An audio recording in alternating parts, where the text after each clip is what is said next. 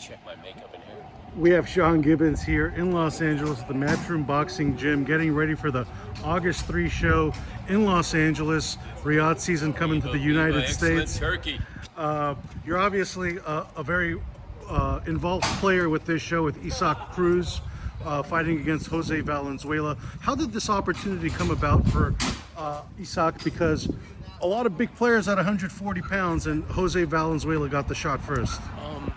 I think basically, with Cruz coming off the big win against Rolly Romero to win the WBA world title, his stock went like Tesla. It went from nowhere to off the charts. So knowing his style, like I like to bill him as the Mexican Mike Tyson, you can't go wrong when you put Isaac in with anybody who wants to fight. You get an unbelievable fight. I love Sandro Martin, Art Pololo, Teofimo Lopez. All those guys are going to come, try to box, try to move, try to run. This dude's going to come and bring you excitement in every round. So that's kind of one of the reasons. And being here at the BMO Stadium, it's a very heavily Hispanic area. So I think it just is a perfect fit to have him on this August 3rd card.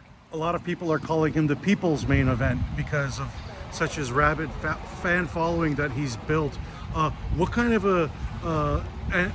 what type of an introduction are you hoping Isaac has with the Southern California crowd? Well, I hope it's a reintroduction, really, because he came on the scene in December of 2021 with Gervonta Davis and came out of nowhere. And they're still talking about that fight. Everywhere I go, every fan, no matter what, black, white, Mexican, all wants to know when Pitbull is going to fight Gervonta Davis. So this is just like a second coming. And I think at this point right now, when I say it, he like you said, the people's main event. By the time we're done, he would have been the main event. It's going to be the best fight of the night.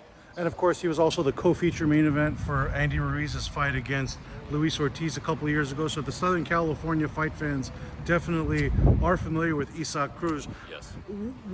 He told me in an interview a few days ago that his plan is to be at 140 pounds for the next couple of years, and even go back down to 135 pounds. Obviously, he's 5'4", so him climbing up a few divisions is going to be tough for him. What do you hope he accomplishes at 140, and what are some of the opponents you already have your eyes on? Well, right now we're at 140 because that's where the fights were. That's where Rolly was.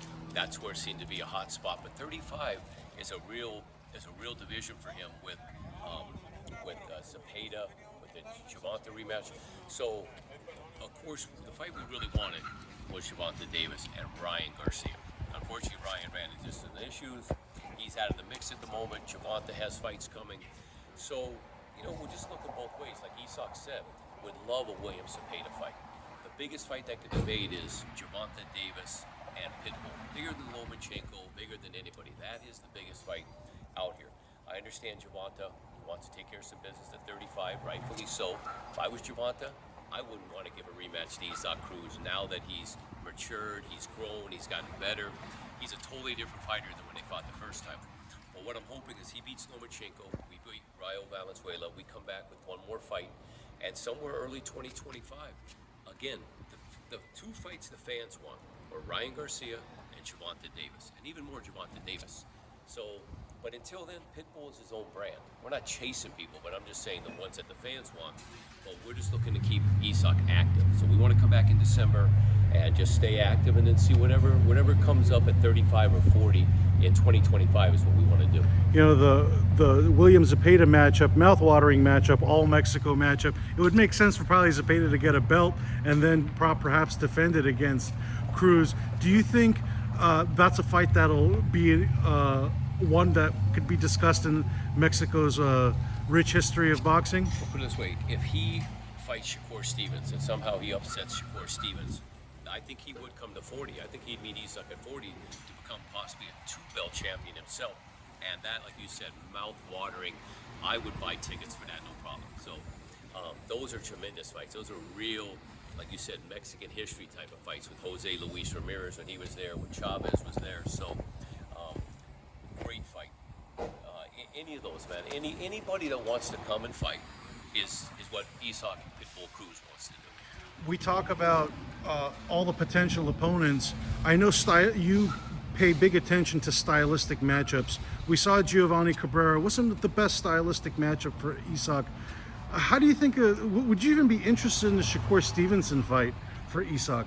if that were presented? I've said it before, no. And it has nothing about winning or losing. I think Isak has a chance definitely to win that fight. But who wants to, yeah, I mean, look, his own fans were booing. I like Shakur as a person. He's a nice guy, good guy. But he's on his path doing what he's doing. I wish him the best, keep doing it. And we have various opponents that really want to come and stand and throw down. And guys like Jose Ramirez, if he beats Barbosa. You have Tiafimo who will get in there. You have, of course, like you said, Cepeda. So Shakur's a great fighter. I wish him the best, but he's just not on our radar. Obviously, the future looking bright for Isak Cruz, just 26 years old. Looking forward to seeing what you and MP Promotions have planned for him moving forward. Yes, Manny's favorite fighter, Isak Pitbull.